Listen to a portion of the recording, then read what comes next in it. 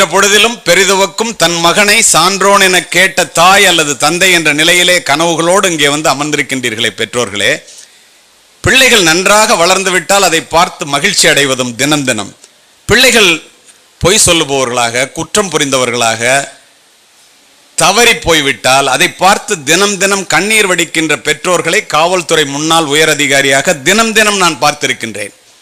எல்லா அம்மா அப்பாவும் பிள்ளைய நல்லா வளர்க்கணும்னு நினைக்கும் போது சில பேர் தோத்து போறமே. ஏன் நல்லா கேட்டுக்குங்க, குடும்பம்தான் பிள்ளைகளினுடைய முதல் வகுப்பறை, பெற்றோர்கள் தான் பிள்ளைகளினுடைய முதல் ஆசிரியர்கள்.